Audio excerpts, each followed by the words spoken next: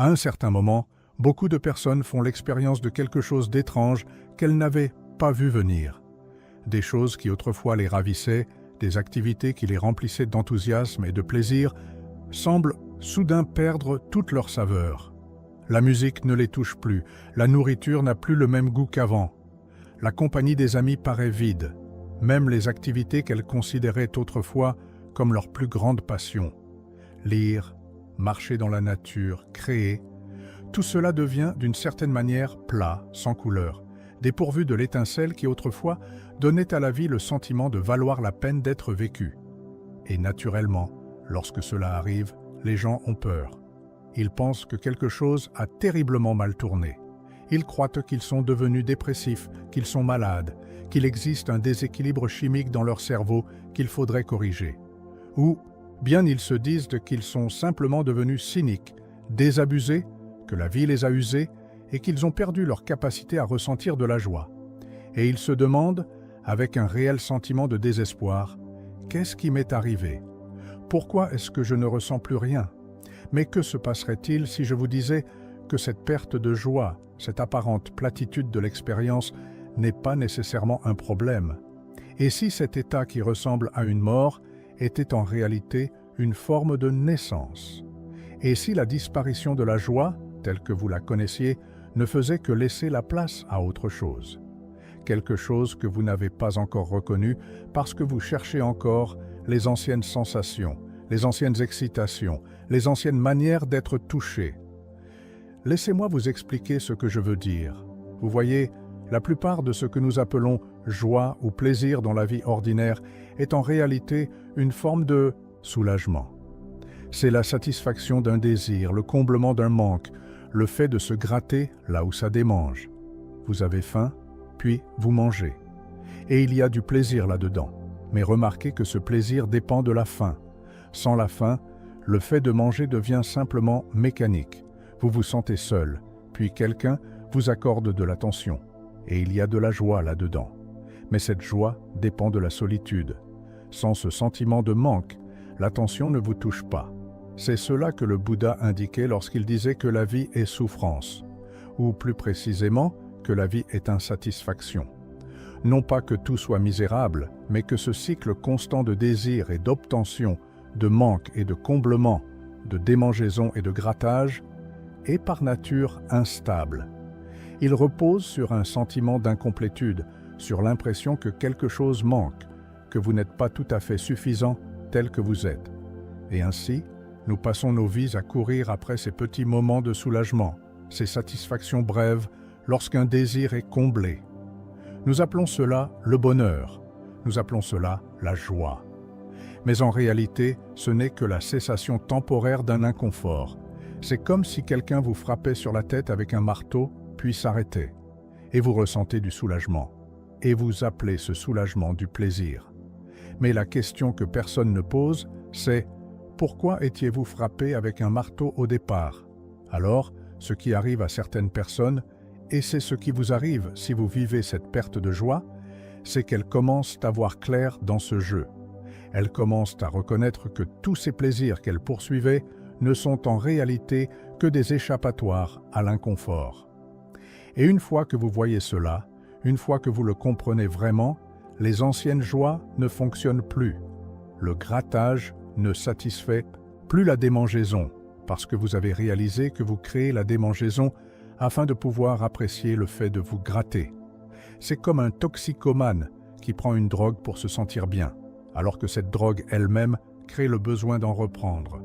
Le soulagement que le dépendant ressent en prenant la drogue n'est en réalité que la cessation temporaire des symptômes de manque provoqués par la drogue elle-même. Une fois que vous voyez ce schéma, tout s'effondre. Le plaisir perd son attrait parce que vous en avez percé le mécanisme. C'est ce qui vous est arrivé. Vous avez vu clair dans le jeu, consistant à rechercher le plaisir et à éviter la douleur. Vous avez reconnu, peut-être pas de manière intellectuelle, mais au plus profond de vous, que toutes ces joies que vous poursuiviez n'étaient en réalité que des manières élaborées de fuir vous-même, de fuir le moment présent, de fuir ce qui est simplement là. Et vous vous retrouvez donc maintenant dans cet état étrange. Les anciens plaisirs ne fonctionnent plus. Les anciennes excitations n'excitent plus. Vous avez perdu votre capacité à être distrait, à être arraché à vous-même par les expériences et les sensations. Et cela ressemble à la mort. Cela donne l'impression que quelque chose d'essentiel vous a été enlevé, comme si vous étiez devenu un fantôme qui traverse les gestes de la vie sans vraiment la vivre. Mais voici ce que vous devez comprendre. Cet état n'est pas une fin, c'est une transition. C'est l'espace entre l'ancienne manière de faire l'expérience de la vie et une nouvelle manière que vous n'avez pas encore découverte. Vous êtes dans l'entre-deux. Et cet entre-deux est terrifiant parce qu'il n'y a rien à quoi se raccrocher. Les anciennes structures se sont effondrées, mais les nouvelles n'ont pas encore émergé. Laissez-moi vous donner une analogie. Imaginez que vous avez vécu toute votre vie dans une pièce éclairée par des bougies. La lumière des bougies crée toutes sortes d'ombres intéressantes sur les murs, des formes dansantes qui vous fascinent. Vous passez votre temps à observer ces ombres, à vous laisser divertir par elles, à trouver du sens dans leurs motifs. C'est comme les joies ordinaires de la vie. Elles sont réelles à leur manière, mais elles ne sont en réalité que des ombres vacillantes, créées par une source de lumière limitée. Maintenant, que se passe-t-il si quelqu'un ouvre une porte et que la lumière du jour entre brusquement? Au début, la lumière est si intense qu'elle est presque douloureuse. Vous ne voyez rien clairement. Tout est comme délavé. Et toutes ces ombres fascinantes qui vous tenaient occupé, elles ont disparu. Elles se sont évanouies dans la lumière éclatante. Et vous pourriez penser, c'est terrible, j'ai perdu tous ces motifs intéressants. Tout est devenu fade et sans relief. Mais vous ne voyez pas encore clairement. Vos yeux ne se sont pas encore habitués à la lumière du jour. Une fois qu'ils s'y seront adaptés, vous réaliserez que vous n'avez rien perdu. Vous avez tout gagné. Vous voyez maintenant la réalité directement et non plus seulement ces ombres. Et cette vision directe est tellement plus riche, tellement plus réelle que le jeu d'ombres que vous regardiez auparavant. Mais il s'agit d'une richesse d'un autre genre. Elle n'a pas la même qualité que celle des ombres. Ce n'est pas du divertissement, c'est quelque chose de totalement différent. C'est exactement ce qui se produit lorsque plus rien ne vous apporte de joie. L'ancien jeu d'ombre ne fonctionne plus, mais vous n'avez pas encore appris à voir à la lumière du jour. Vous êtes dans cette période de transition où l'ancien a disparu, mais où le nouveau n'est pas encore clair. Et cette période peut durer assez longtemps. Ce n'est pas quelque chose que l'on peut précipiter. Vos yeux doivent s'adapter à leur propre rythme. Or, la réaction habituelle face à cet état consiste à essayer désespérément de retrouver les anciennes joies. Les gens se jettent dans de nouveaux passe-temps, de nouvelles relations, de nouvelles expériences, dans l'espoir de raviver cette étincelle. Ou bien ils se tournent vers des stimulations plus fortes, une musique plus bruyante, des sensations plus intenses, des expériences plus spectaculaires, comme quelqu'un dont les papilles gustatives se seraient émoussées et qui essaierait des épices de plus en plus fortes pour ressentir quelque chose, n'importe quoi. Mais cela ne fonctionne pas. En réalité, cela aggrave les choses, car ce dont on a vraiment besoin, ce n'est pas de plus de stimulation, mais de moins. Ce qu'il faut, c'est arrêter de courir, arrêter de chercher, arrêter d'essayer de combler le vide avec des expériences et des sensations. Ce qu'il faut, c'est simplement être avec ce qui est, sans chercher à le transformer en autre chose. Et voici la chose extraordinaire qui se produit lorsque vous faites cela. Lorsque vous cessez d'essayer de fabriquer la joie, vous découvrez qu'il y a quelque chose de présent, quelque chose qui a toujours été là, mais que vous ne remarquiez jamais parce que vous étiez trop occupé à courir après les plaisirs. Ce n'est pas exactement de la joie au sens ancien du terme, c'est plutôt une forme de « ça va », un sentiment fondamental que tout va bien, exactement tel que c'est. Non pas que tout soit parfait ou agréable, mais que tout est complet, que c'est suffisant, que rien n'a besoin d'y être ajouté. Les anciennes joies reposaient sur le contraste, les bons moments contre les mauvais moments, le plaisir contre la douleur, l'excitation contre l'ennui. Mais ce nouvel état, ce « ça va », ne dépend pas du contraste, il est là en permanence. Que les choses aillent bien ou mal, que vous soyez à l'aise ou mal à l'aise, que vous ressentiez du plaisir ou de la douleur, c'est comme découvrir que vous avez vécu toute votre vie dans une maison, en courant de pièce en pièce à la recherche de quelque chose, pour finalement réaliser que ce que vous cherchiez, c'était la maison elle-même. Elle était là depuis le début. Vous étiez dedans. Vous êtes cela. Mais vous ne pouviez pas le voir parce que vous étiez trop occupé à chercher. Maintenant, je dois vous avertir d'une chose. Lorsque je décris cet état comme un « ça va » ou comme un sentiment fondamental que tout va bien, vous pourriez trouver que cela semble plutôt fade. Vous pourriez vous dire « est-ce vraiment tout ?» Simplement être d'accord avec les choses, cela n'a pas l'air très excitant. Et vous avez raison. Ce n'est pas excitant de la même manière que les anciens. Plaisir l'était. Cela n'a pas cette qualité d'expérience intense, de sommet et de creux, de drame et d'intensité. Mais voici ce que vous devez comprendre. L'excitation est épuisante. Le drame est épuisant. La poursuite constante d'expériences intenses est épuisante. On ne peut pas vivre en permanence à cette intensité-là. Ce qui se produit, c'est que vous avez de brefs moments d'intensité, suivis de longues périodes de retombées, pendant lesquelles vous attendez le prochain pic. Les creux deviennent de plus en plus profonds, et il vous faut des stimulations de plus en plus fortes pour atteindre les mêmes sommets. C'est le schéma de l'addiction. Et la plupart des gens sont dépendants de l'expérience, de la sensation, du drame de leur propre vie. Ils génèrent constamment des problèmes pour pouvoir les résoudre, créent des tensions pour pouvoir les relâcher, attisent des émotions pour se sentir vivants. Et ils appellent cela de la joie, alors qu'il ne s'agit en réalité que d'agitation. Ce que vous avez perdu lorsque plus rien ne vous apporte de joie, c'est votre dépendance à ce schéma. Et comme tout dépendant en manque, vous vous sentez mal. Vous vous sentez vide, plat, mort. Mais ce que vous vivez réellement, c'est l'absence d'agitation. Et au début, l'absence d'agitation ressemble à la mort. Parce que vous avez été agité pendant si longtemps que vous avez oublié ce que cela fait de simplement être au repos. Laissez-moi vous parler d'un homme que j'ai connu autrefois. Il était d'une énergie débordante, toujours en train de faire quelque chose, toujours à la poursuite d'un nouveau projet ou d'un nouveau plaisir. Il voyageait sans cesse, collectionnait les expériences comme certains collectionnent les timbres, lisait constamment, apprenait sans arrêt, cherchait toujours de nouvelles sensations. Et il en était fier. Il pensait vraiment vivre, presser chaque goutte que la vie avait à offrir. Puis quelque chose s'est produit. Je ne sais pas exactement quoi, peut-être simplement l'accumulation des années. Et il a perdu son enthousiasme. Toutes ces activités qui lui avaient semblé si importantes lui ont soudain paru dénuées de sens. Les voyages l'ennuyaient. Les livres ne retenaient plus son attention.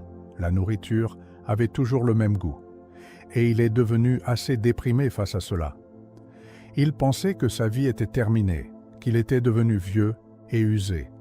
Mais ensuite, après un certain temps passé dans cet état, quelque chose a changé. Il m'a raconté qu'un jour, il était assis dans son jardin, sans rien faire de particulier, simplement assis là. Et il a soudain réalisé qu'il était parfaitement content, pas excité, pas diverti, simplement content, présent, ici. Et il a compris que toute son agitation passée avait été une forme de fuite. Il avait eu peur de cette simple présence, de ce simple fait d'être là. Alors il avait rempli sa vie d'une activité et d'une stimulation constante pour l'éviter. Et maintenant que toute l'agitation était retombée, il a découvert ce qu'il fuyait. Simplement cet instant, ce souffle, le fait d'être en vie. Et c'était suffisant. Plus que suffisant, c'était tout. Mais ce n'était ni excitant, ni dramatique. Alors son esprit l'avait rejeté comme n'étant rien, comme du vide, comme la mort. Ce n'est que lorsqu'il a cessé d'exiger que la vie soit excitante qu'il a découvert que la vie est extraordinaire dans son caractère ordinaire. C'est cela que j'essaie de vous montrer. Lorsque plus rien ne vous apporte de joie à l'ancienne manière, vous êtes invité à découvrir une autre qualité d'expérience. Non pas les hauts et les bas du plaisir et de la douleur, mais quelque chose de plus subtil, de plus constant, de plus fondamental. Mais vous ne pouvez pas forcer cette découverte. Vous ne pouvez pas la faire advenir. En réalité, essayer de la provoquer est précisément ce qui l'empêche. C'est comme essayer de s'endormir. Plus vous essayez, plus vous restez éveillé. Vous devez renoncer à essayer. Vous devez vous abandonner au fait de ne pas savoir, de ne pas ressentir, à cette apparente vacuité. Et c'est peut-être la chose la plus difficile que l'on puisse demander à quelqu'un, parce que nous avons tellement peur du vide. Nous pensons que le vide est la mort, qu'il est le non-sens, l'absence de vie. Mais en réalité, le vide est un potentiel. C'est l'espace dans lequel quelque chose de nouveau peut émerger. Tant que vous êtes rempli de quêtes, d'efforts et de tentatives pour retrouver les anciennes joies, il n'y a pas de place pour quoi que ce soit de nouveau. Vous devez devenir vide, pas vide dans un sens négatif, mais vide comme un bol est vide. Vide pour pouvoir recevoir, vide pour pouvoir être rempli. Mais pas rempli des anciennes choses, rempli de quelque chose dont vous n'avez pas encore le nom. Je sais que ce n'est pas ce que vous vouliez entendre. Vous vouliez que je vous dise comment retrouver votre joie, comment ressentir à nouveau les choses comme avant. Mais je ne peux pas vous dire cela parce que ce que vous vivez n'est pas un problème à résoudre. C'est une transition à traverser, comme une chenille qui se dissout dans son cocon avant de devenir un papillon.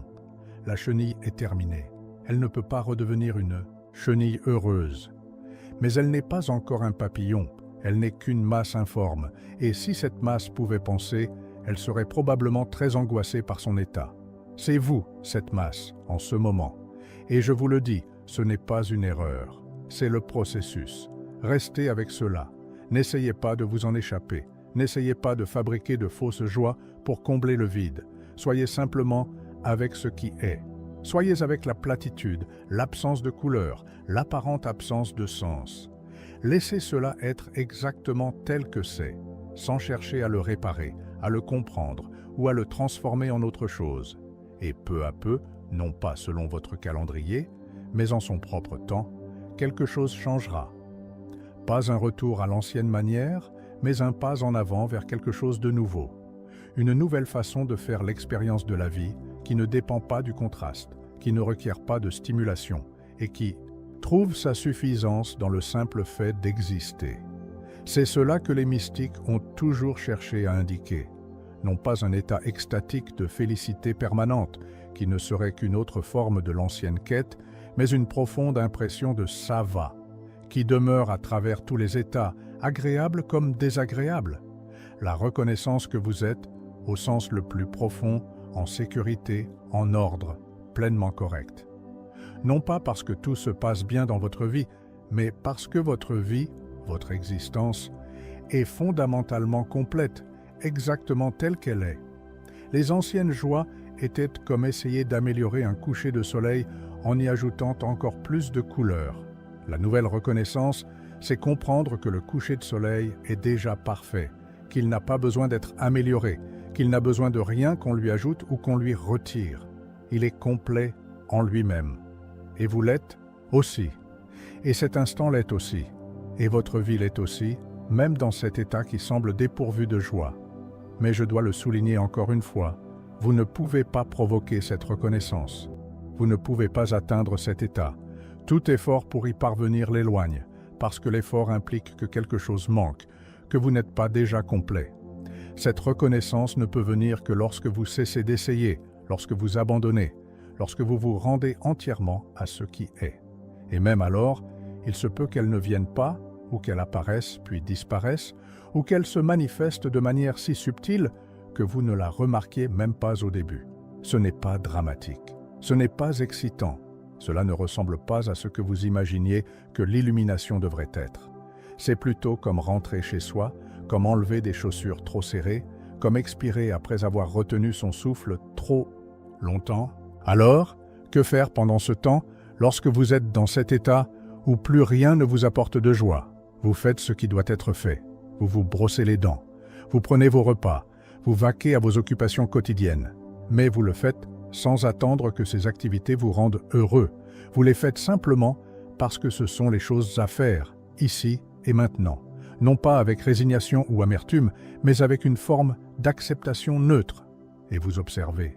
Vous observez l'état dans lequel vous vous trouvez, sans le juger, sans chercher à le modifier. Vous vous y intéressez, vous en devenez curieux. Non pas d'une manière clinique, mais avec le même type d'intérêt que celui que vous pourriez avoir en regardant des nuages traverser le ciel. Simplement regardez, sans avoir besoin que les nuages soient différents de ce qu'ils sont. Et surtout, vous cessez de comparer. Cessez de comparer votre état actuel à ce que vous ressentiez autrefois. Cessez de vous comparer aux personnes qui semblent passer du bon temps. Cessez de comparer cet instant à un moment futur imaginé où tout ira mieux. Soyez simplement ici, maintenant, avec ce qui est. Ce n'est pas de la résignation. Ce n'est pas abandonner. C'est en réalité tout le contraire. C'est être pleinement présent à votre vie telle qu'elle est réellement, au lieu de souhaiter constamment qu'elle soit différente. Et paradoxalement, ce n'est que lorsque vous cessez de vouloir que les choses soient différentes que quelque chose peut véritablement changer. Car ce qui bloque la nouvelle expérience, la nouvelle manière d'être, c'est votre insistance pour que les choses redeviennent comme avant. Votre nostalgie des anciennes joies, votre mémoire de la manière dont les choses se ressentaient, votre attente que la vie revienne à ce schéma familier. Tout cela vous empêche de voir ce qui est réellement là. Maintenant, laissez-moi vous laisser avec une dernière réflexion. Peut-être que la raison pour laquelle plus rien ne vous apporte de joie est que vous avez dépassé la joie telle que vous la connaissiez. Peut-être êtes-vous devenu trop vaste pour ces petits plaisirs, trop profond pour ces satisfactions superficielles. Non pas parce que vous seriez meilleur que les autres, mais simplement parce que votre conscience s'est élargie et que les anciens contenants ne peuvent plus accueillir ce que vous êtes devenu. Un enfant se réjouit d'un bonbon. Un jeune adulte est transporté par la romance et l'aventure. Une personne mûre trouve de la satisfaction dans l'accomplissement et la reconnaissance. Mais il arrive un moment, pour certaines personnes, où toutes ces choses sont dépassées, où elles sont reconnues comme temporaires, conditionnelles, et au bout du compte, insatisfaisantes. Et alors, que se passe-t-il? Alors vous êtes ramené à l'existence elle-même, au simple fait d'être en vie, d'être conscient, d'être ici. Et cela peut sembler insignifiant comparé à l'excitation des bonbons, de la romance et de l'accomplissement. Mais en réalité, c'est tout. C'est le socle à partir duquel toutes ces autres choses sont apparues. C'est ce qui était là avant que vous n'appreniez à rechercher le plaisir et à éviter la douleur. C'est ce qui demeure lorsque toute la quête s'arrête. Et ce n'est pas rien. Ce n'est pas le vide au sens négatif. C'est une plénitude, c'est une totalité, c'est un achèvement. Mais c'est si simple, si ordinaire, si peu dramatique que l'esprit le néglige constamment, toujours à la recherche de quelque chose de plus excitant, de plus stimulant, de plus spécial. Ce que l'on vous invite à découvrir, c'est qu'il n'y a rien de plus spécial que cela, cet instant, ce souffle, ce simple fait d'être en vie, non pas parce que cela vous fait vous sentir bien, non pas parce que c'est agréable, mais parce que c'est réel. C'est ce qui est. Et ce qui est suffit. Cela a toujours suffi. Vous l'aviez simplement oublié pendant un moment. Alors, lorsque plus rien ne vous apporte de joie, ne désespérez pas. Vous n'avez pas perdu votre capacité à ressentir. Vous avez perdu votre dépendance à un certain type de ressenti. Et dans cette perte, il y a une ouverture, une possibilité, une porte vers une autre manière d'être humain. Franchissez cette porte. Non pas en essayant de la franchir, mais en restant immobile et en découvrant que vous êtes déjà de l'autre côté. Vous avez toujours été de l'autre côté. Vous ne le remarquiez simplement pas parce que vous étiez trop occupé à chercher. Maintenant, vous n'avez plus rien à chercher. Et ce n'est pas une perte. C'est le plus grand cadeau que vous puissiez recevoir.